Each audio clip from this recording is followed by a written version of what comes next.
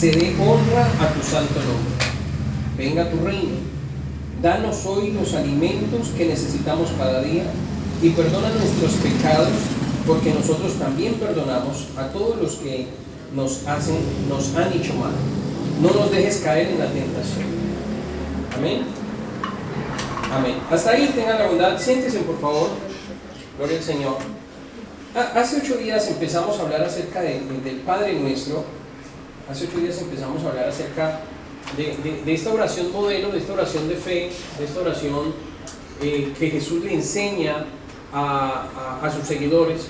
Y la base es que ellos querían que su maestro les enseñara así como Juan también les enseñaba a sus discípulos, y todos tenían una manera de hacer las cosas, porque hay parte, algo bien interesante de la paternidad. Tiene que ver mucho con la paternidad. Yo no sé si usted se ha dado cuenta que los hijos tienden a parecerse a sus padres, ¿sí? Y hasta es por genética. Es por genética. Ustedes miran a mi hija Dayan y parece que fuera negada. Es una expresión en Colombia, no sé si aquí se aplica, que los hijos negados son los que más se parecen al papá que los negó, ¿sí? Y si usted mira a Dayan y le mira su nariz y dice, esa narizota que sacó, igualita al papá, ¿sí? Y usted puede ver a un niño y camina igualito que el papá, ¿sí? Arrastra los pies igualito que el papá.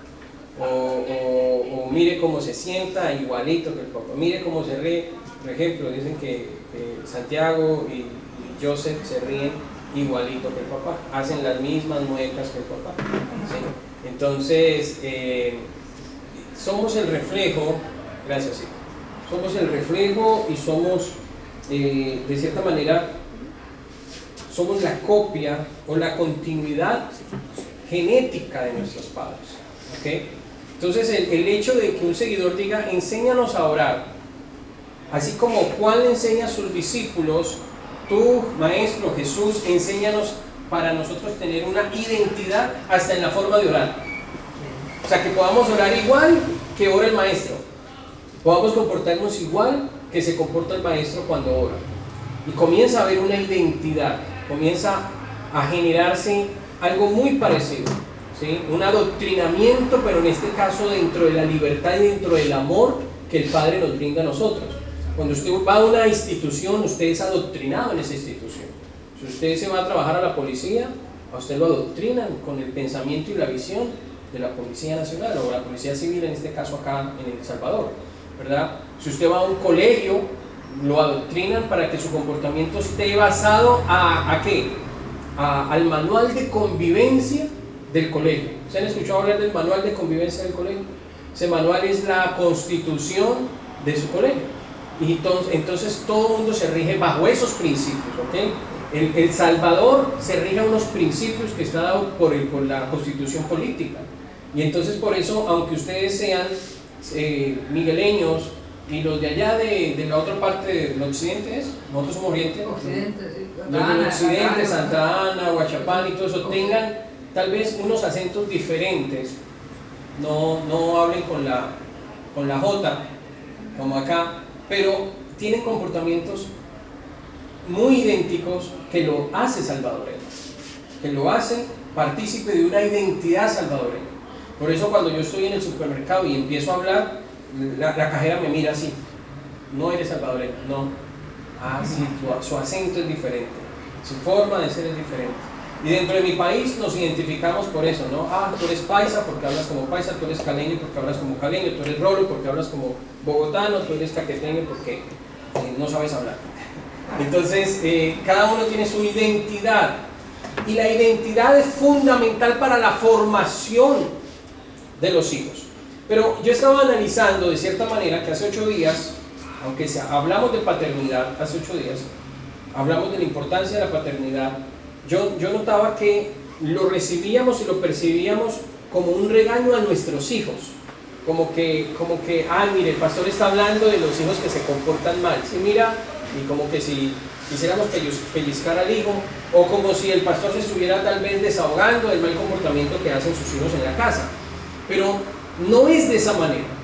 La comparación, o no es ni siquiera la comparación, es que podamos entender que usted y yo somos hijos de Jesús y que Él es nuestro Padre.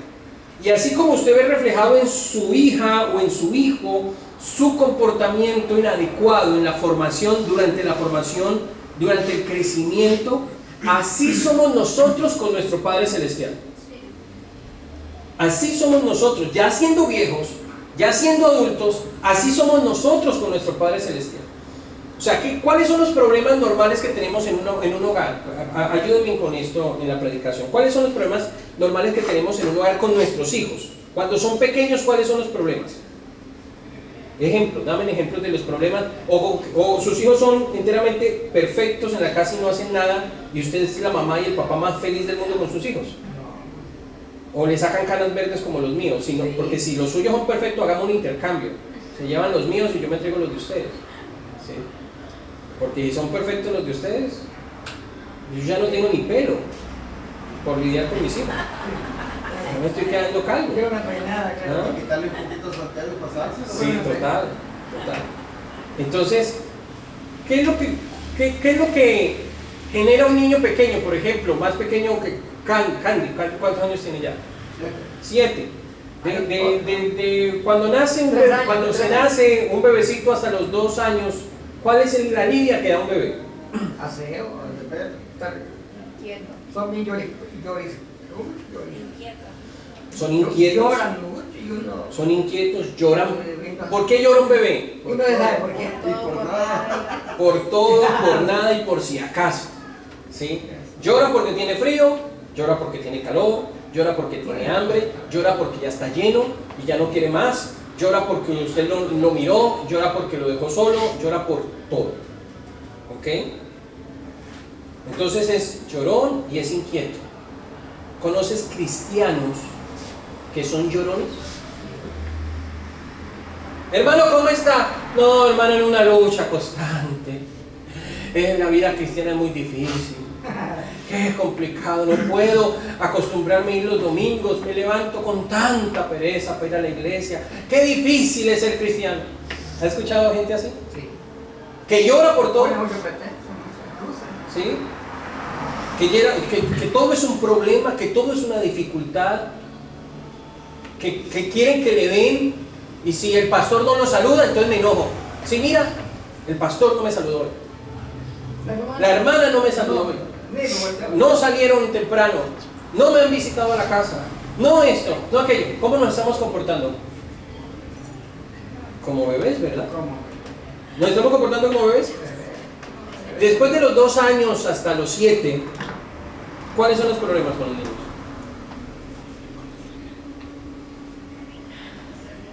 Le estoy preguntando algo natural, que usted vive en su casa, que ha vivido, porque aquí son padres. O si no tienen problemas, vuelvo y les digo, cambiemos entonces.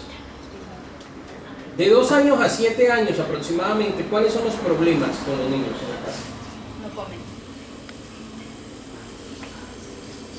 Mire, ahí dejo comida, no quiero. ¿Quién dejó esa comida por ahí? ¿De quién son estos zapatos? ¿Ya tendieron la cama? ¿Ya hizo la tarea? ¿Dónde está el uniforme? No vayas a hacer eso. ¿Por qué lo hiciste? A veces uno diría como que mejor no le digo que no lo haga para que, o le digo que lo haga para que no lo haga, porque siempre que le digo que no lo haga, lo hace.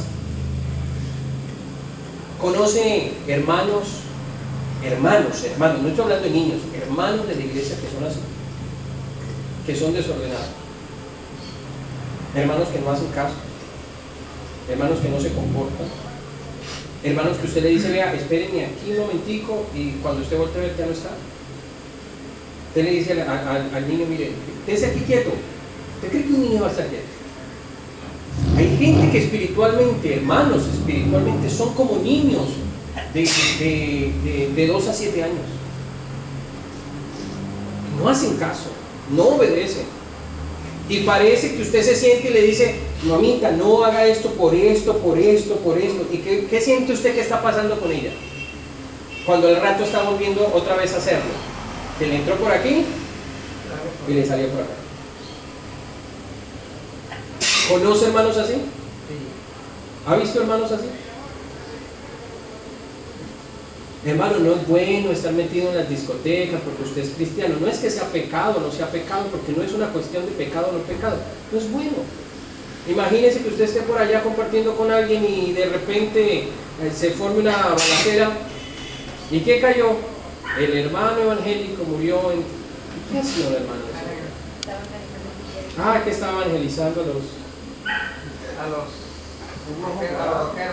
y no quiero ser extremista, a lo que voy es que de cierta manera, hace 8 días estábamos hablando acerca de la necesidad de la paternidad en la vida de los creyentes.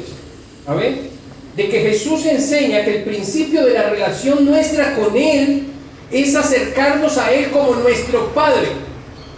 E inclusive eso era una herejía para ese tiempo. Si usted analiza el proceso de la Biblia, del comportamiento del hombre hacia Dios, el hombre determina nombres a Dios según la necesidad y los momentos, ¿verdad? Entonces, mi proveedor, mi Señor. Cuando digo mi Señor, no es la manera como nosotros aquí en el occidente decimos mi Señor. No, en esa época decir mi Señor era decir yo soy tu esclavo. ¿Sí me estoy haciendo entender? Decirle mi Señor a otra persona es decir yo estoy bajo tus órdenes. Yo no me mando solo. Por eso dice la escritura que Sara le decía a Abraham, mi Señor. Mis hijos, yo le digo, Santiago, Señor. ¿Usted cree que él está aplicando el hecho de decirme Señor, lo está aplicando con su comportamiento? ¿Usted cree que cuando, bueno, aquí en El Salvador los hijos no le contestan o no así? ¿Cómo le contestan los hijos cuando los papás llaman? No sé. Que mande. Mande. Ahí como en Ecuador, ¿no? Que mande. ¿Que mande? En Ecuador también es mande. En Colombia es Señor o señora. ¿Sí? Traduce lo mismo, mande. Dígame, ¿qué le puedo servir? Pero en Israel decirle Señor a alguien era decirle yo estoy como su esclavo. Porque inclusive malinterpretamos la palabra siervo.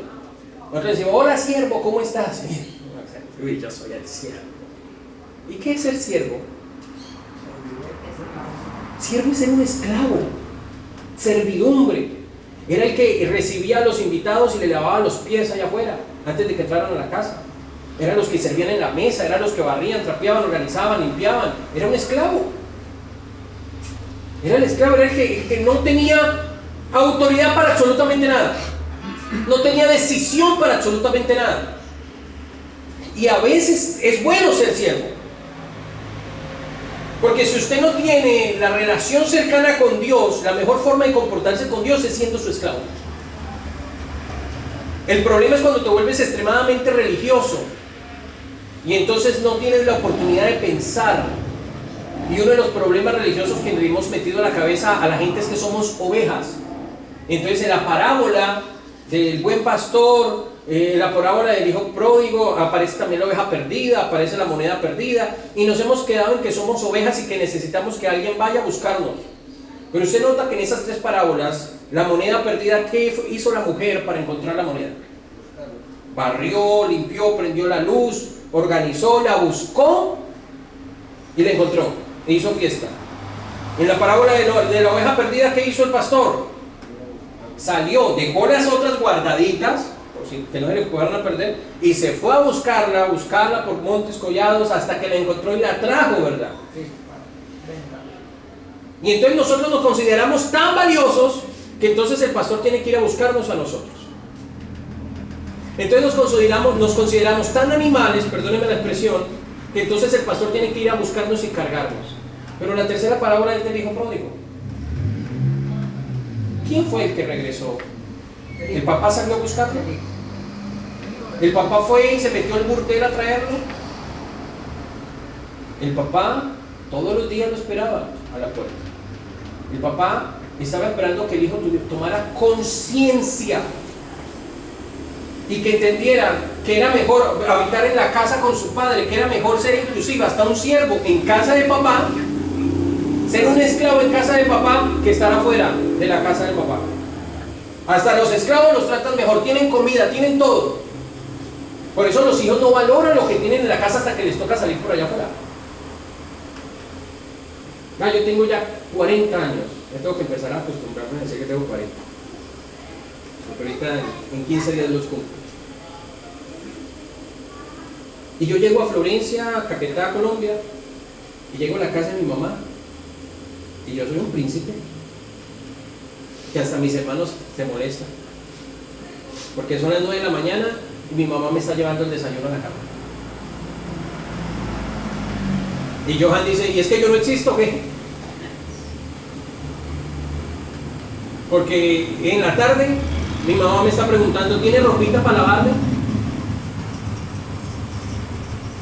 Porque en la noche mi mamá me está preguntando, ¿qué le gustaría comer? Porque me iba para la oficina y cuando regresaba la habitación estaba limpia, habían cambiado sábana. Por uno de hombre, nunca cambiaríamos la sábana. Es muy raro el hombre que dice, uy, ya llevamos 20 días con la misma sábana. En cambio uno llega y de repente todo está renovado en la habitación. Y uno dice, wow, qué bonito es el hotel Mama, dicen. Cosas que uno extraña en la casa, ¿verdad? Entonces, las bendiciones que se tienen dentro de casa no son las mismas que están fuera de casa. La protección, aunque seguimos siendo hijos, seguimos siendo herederos, aunque tenemos bendiciones por ser hijos y herederos, estar dentro de casa es diferente. Estar dentro de casa es diferente. ¿Okay? Pero fue el hijo pródigo el que regresó, tomó conciencia y regresó. El problema es que dentro de la iglesia nos hemos acostumbrado a ser ovejas, a ser animales. Búsquenme, ruéguenme, tráigame, encárguenme. Usted tiene que tomar conciencia de si yo soy un hijo, si yo estoy dentro de la iglesia, si hago parte de esta familia, tengo bendiciones. Y si me salgo de esta familia, pues me tocará un poquito más difícil. No será imposible, pero me tocará un poco más difícil si no tengo las bases suficientes para soportarme, para comportarme como un hijo de Dios, afuera también. ¿Me estoy haciendo entender? Entonces hace 8 días yo notaba de cierta manera como que nosotros estábamos escuchando la enseñanza, pero la veíamos como que un regaño para nuestros hijos. No, yo quiero que usted tome conciencia de que nosotros somos los hijos. Todos somos los hijos de Dios. Y eso era la herejía más grande en ese momento, porque a Jesús le dijeron, venga un momentico, usted es un mortal como cualquiera de nosotros y está diciendo que eres hijo de Dios. Serás esclavo de Dios, serás alguien necesitado por Dios, pero estás diciendo que eres hijo de Dios. O sea, estás diciendo que tú tienes bendiciones, eres especial, eres diferente. Y luego cuando le enseña a orar a sus discípulos, rompe ese paradigma mayor y le dice, ustedes también son hijos de Dios. No solo yo soy hijo de Dios, ustedes también son hijos de Dios. ¿Y cómo les dice eso? Empiecen orando diciéndole, Padre. Abba, Padre nuestro, Padre mío.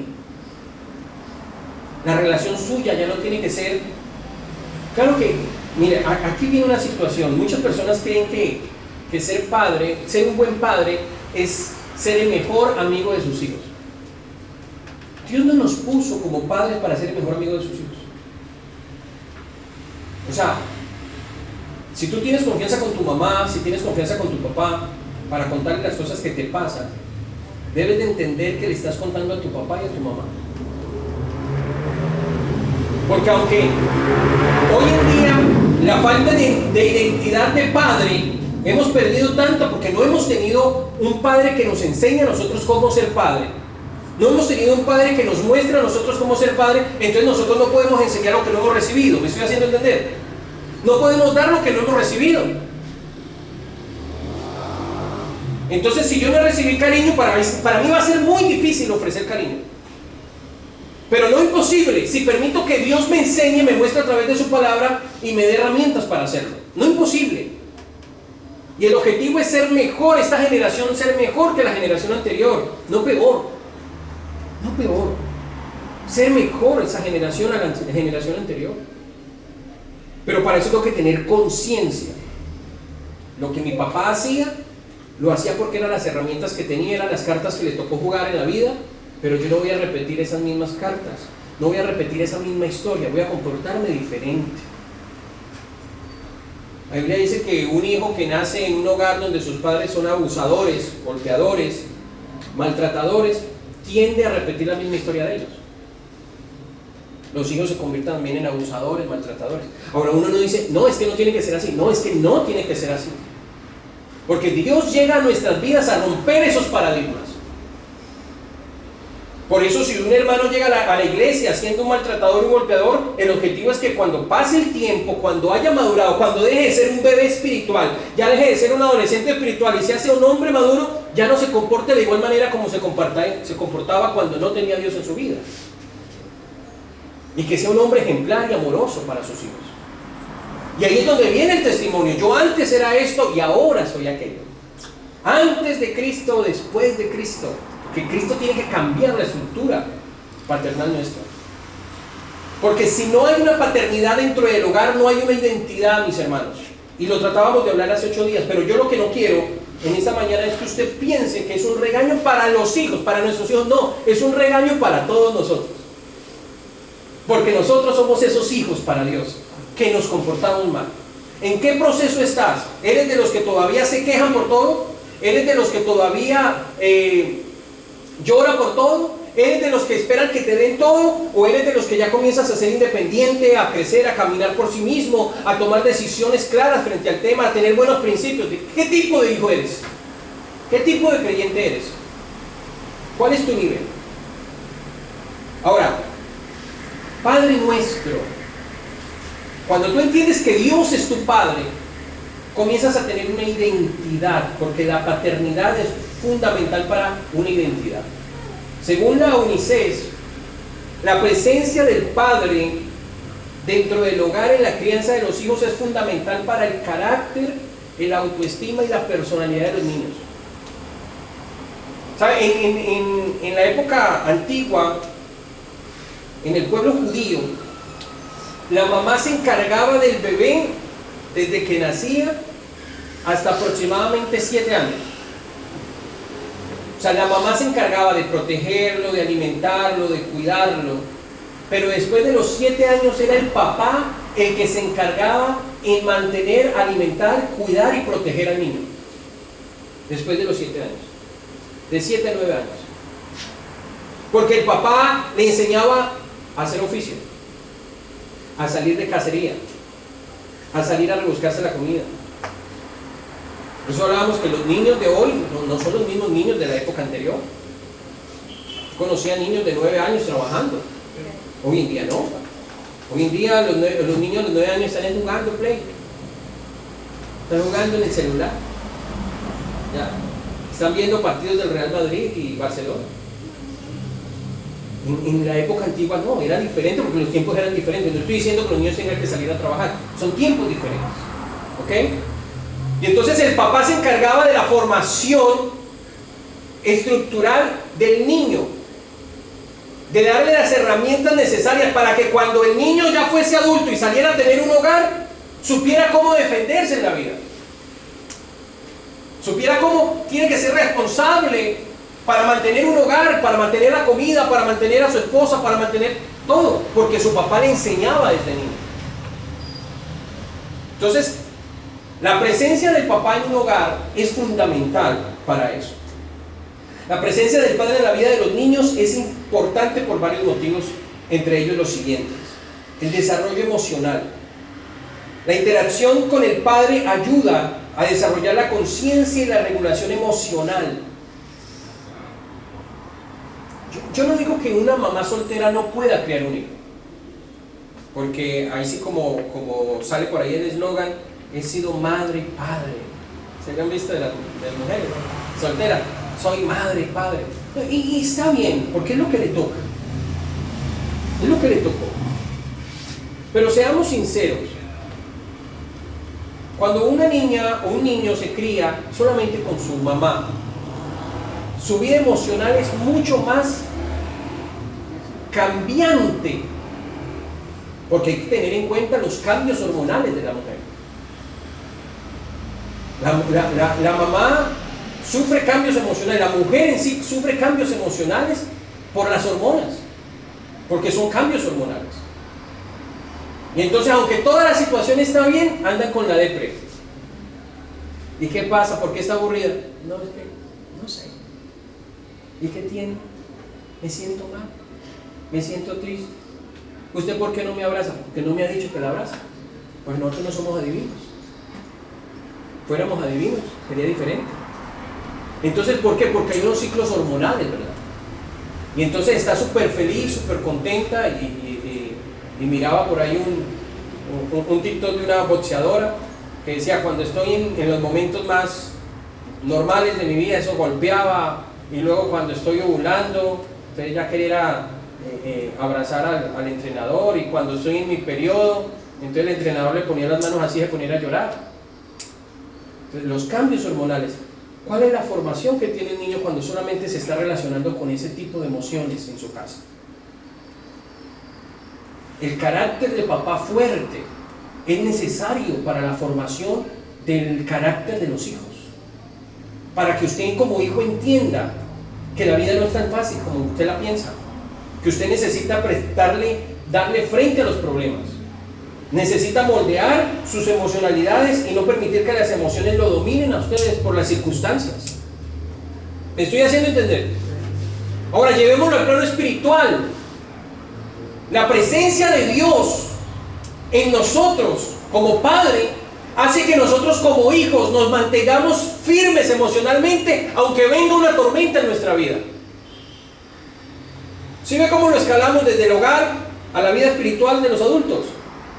Entonces, como iglesia, si tengo a mi Padre Celestial en mi vida, si tengo la identidad de mi Padre, su presencia me permite a mí tener la tranquilidad de decir, aunque vengan ríos y soplen vientos y las tempestades sean muy fuertes, permanezco firme porque papá está conmigo.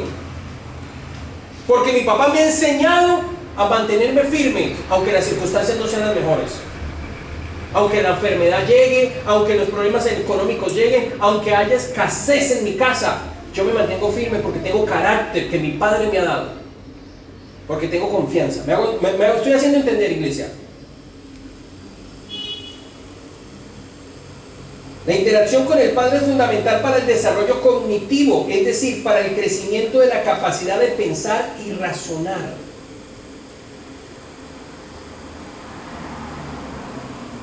La presencia del Padre en nuestra vida nos lleva no a ser robots, porque a veces en las iglesias parece que fuéramos robots. El papá le muestra a uno el camino, pero lo pone a uno a tomar decisiones. Yo recuerdo que mi papá era así. Mi padre, él mostraba el camino, pero el que tomaba la decisión era yo. Tome decisiones, acepte consecuencias. Nos lleva a pensar, y si hago las cosas de esta manera, y si hago las cosas de esta otra forma. El papá no la pone fácil. Yo a veces digo que Ada tiene más carácter de padre que yo mismo. Yo soy más madre, me dejo manipular más fácil, aunque pareciera que yo fuera más fuerte. Pero Ada no se las pone fácil a ella. ¿Tienes hambre? Prepárate la comida. No es una mamá tradicional. Yo llego a mi casa y le digo, mamá, tengo hambre. Mi mamá se levanta a la hora que sea y va y me prepara la comida. Porque es una mamá antigua. ¿Me estoy haciendo entender? El papá no se la pone fácil. El papá no se lo hace todo. ¿Ustedes han visto esos videos donde está el niño pequeñito, están en la mesa y el niño se cae y la mamá tiende a cogerlo y el papá le dice, déjame? ¿Qué le toca hacer al niño? Levantarse, sentarse nuevamente a comer. Para que aprenda a levantarse de acá. El papá no se le está colocando fácil, el papá le está mostrando opciones, piensa, reacciona, toma determinaciones frente al tema. Esa es la importancia.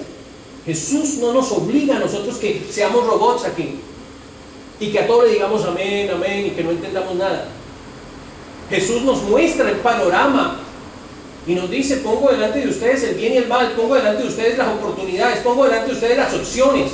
Tomen determinaciones y vivan la vida lo mejor que puedan conforme a lo que se les ha enseñado. El padre hace un fortalecimiento en el vínculo afectivo. La presencia del padre en la vida cotidiana de los niños es un elemento decisivo en el fortalecimiento del vínculo afectivo. Desarrolla habilidades sociales. Los niños que tienen una relación cercana y positiva con su padre varón, su papá, desarrollan mejores habilidades sociales, crece su autoestima. Los niños que tienen una relación cercana y positiva con su padre varón tienen una mayor autoestima, tienen un mejor desempeño escolar. Un papá comprometido, afectuoso, apoya con un mejor desempeño escolar. Mire, yo no recuerdo ni la primera vez que mi mamá me hubiera preguntado por las tareas de la casa. No lo recuerdo. Por las tareas del colegio, perdón. Pero mi papá siempre era, ¿ya hizo las tareas? ¿Y ya cumplió con sus deberes? ¿Y ya respondió el cuestionario? Y como era en quinto año, era mi profesor también, yo ni modo de decirle, no tengo tarea. Pero de cierta manera ya hubo un momento en que yo no necesitaba que él me estuviera diciendo nada. Yo después de los 15 años que él murió, yo no necesité que nadie me fuera a preguntar si ya había hecho tareas. Porque sabía que yo era el único responsable de eso. Era el responsable de tomar mis propias decisiones. Porque la presencia del padre en el hogar forma carácter y responsabilidad. Yo no tengo que decirle a mi hijo que tiene que ser responsable cuando veo un papá que se mata el lomo trabajando para traer comida a la casa. ¿Será que yo tengo que decirle a él, tienes que ser responsable? Cuando se lo estoy mostrando con el ejemplo. Yo no tengo que decirle a mi hijo que sepa valorar a la familia cuando tiene un papá que hace lo que sea por su familia. Porque se lo estoy demostrando con ejemplo. Lo que me encanta de Jesús es que su principio es ejemplo os he dado. Ejemplo os he dado. Para que todo lo que yo he hecho, vosotros también lo hagáis. Él no nos pide nada que Él no haya hecho primero. Y si Él dice que podemos sobrevivir en este mundo, es porque Él lo hizo también. Porque vivió como hombre. Una cosa es desde como Dios y otra cosa es desde como hombre. Porque como hombre tuvo hambre, tuvo sueño, tuvo sed, se cansó, se sintió triste, vivió las mismas experiencias que tú y yo hemos vivido. Pero ¿cuál fue el fortalecimiento de Jesús para sobrevivir, para pasar cada una de las pruebas? Que tenía comunión con el Padre. Yo y el Padre uno somos. Y lo que espera es que usted y yo podamos decir lo mismo, seamos uno con el Padre. ¿Y cómo somos uno con el Padre? Cuando permitimos que su carácter esté influido en nosotros, que influye en nosotros, esté inmerso en nosotros. Pero a veces tendemos a parecernos más al pastor que a Dios o que a Jesús. Yo recuerdo que yo llegaba a la iglesia central en Florencia y me decía una prima que servía allá en esa iglesia, llegó Carrillo chiquito. Mi pastor era Carrillo, que me bautizó, el que me ayudó, el que me enseñó. Ya me parecía a él en la forma de predicar, en la forma de hablar, en la forma de regañar a la gente, en la bravera que tenía. Y hay cosas que son buenas. Yo no estoy diciendo que sea malo, porque Pablo dice, sean imitadores de mí como yo de Cristo. Si Él está invitando a Cristo y yo lo invito a Él, estamos acercándonos a Jesús. Pero ahora yo les digo, hermanos, tenemos el mejor de los padres, que es Jesucristo. Tenemos el mejor de los padres que debemos de imitar. Acerquémonos pues confiadamente para tener su identidad. Pero para ello tenemos que decir Padre nuestro. Tenemos que apropiarnos de Él. Tenemos que entender que Él es nuestro papá. Cuando usted tiene una necesidad, acérquese a tu Padre. Conviértate en ese niño chiquito, porque a veces queremos ser autosuficientes, hermanos. Nosotros no podemos ser autosuficientes. Nosotros dependemos del Padre. Y es lo que nos enseña, es enseñar Padre nuestro. Padre nuestro. Reconozco que estás en los cielos. Hágase tu voluntad en la tierra como en el cielo. Ahora nosotros somos la tierra. Se está haciendo su voluntad en nosotros. Pónganse en pie y tengan la bondad, hermanos. qué bueno es que podamos entender la importancia de la presencia del Padre en nuestras vidas. Si usted todavía, o a usted le tocó más bien, criarse sin un papá, eso tampoco te está limitando a que hoy tú vivas una vida diferente a la que Dios tiene planeada para ti. Porque Dios te dice, si no tuviste papá, yo quiero ser tu padre. Si no tuviste quien te criara, quien te formara, quien te dara principios, quien te ayudara. Por eso hoy vemos gente de 40 años comportándose como niños, adolescentes, porque no vivieron esa etapa. Yo me salté muchas etapas, y por hacerlo he tenido que pagar consecuencias muy graves por saltarme esas etapas, por tratar de vivir cosas en épocas que no eran las prudentes para mí, porque no tuve un padre que me guiara, pero hoy tengo un padre que se llama Jesús, y ese padre me puede formar y enseñar si me acerco a su palabra, si oro y permito que Él entre a mi vida y me convierto en uno con Él, y permito que Él me guíe, me oriente, y dejo la rebeldía para que mi Padre me lleve de su mano. Porque no hay nada mejor que estar dentro de casa.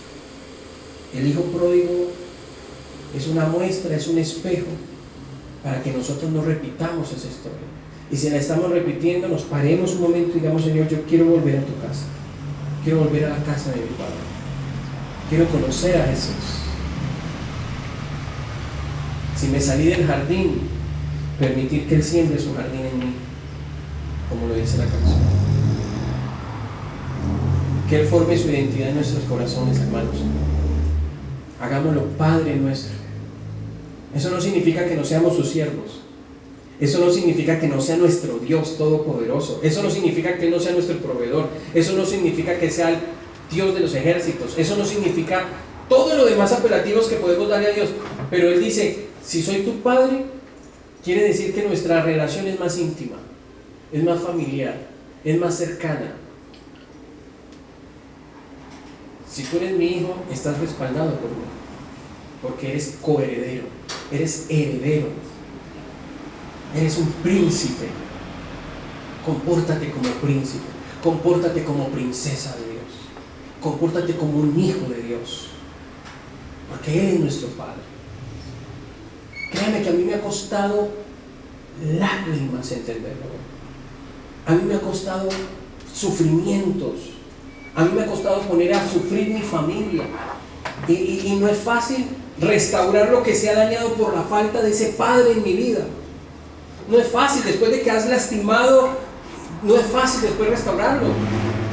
Porque estás estereotipado de cierta manera, estás etiquetado de cierta manera. Es como Simón el leproso. Simón ya no estaba siendo leproso, no era leproso, pero le seguían diciendo Simón el leproso, porque había quedado una mancha en su pasado. Ten misericordia de tu padre físico. Tal vez no fue su mejor papá, tal vez no fue la mejor versión de padre en la tierra, pero tampoco tenía las herramientas necesarias para comportarse. No sabía qué hacer como papá. No le guarde rencor, perdónalo, suéltelo, calme su corazón contra su papá y piense que Dios es el mejor padre, y piense que Dios te ha dado la oportunidad de tener otras figuras paternas dentro de su casa, dentro de su vida. Yo digo, hoy en día entiendo por qué nuestros pastores se convierten en nuestros padres espirituales, porque Dios también nos pone como herramientas para guiarnos, para regañarnos, para llamarnos la atención, para decirnos por ahí no es, porque Dios nos pone como herramientas para ustedes. Pero lo más importante es que Él sea nuestro Abba, y qué bueno que usted hoy puede decirle: Padre nuestro, hoy quiero comportarme como tu hijo. Empieza a trabajar en la relación padre e hijo con Él. Cuando vea a su hijo comportándose mal, no simplemente se enoje, porque el enojo es de momento, es emocional.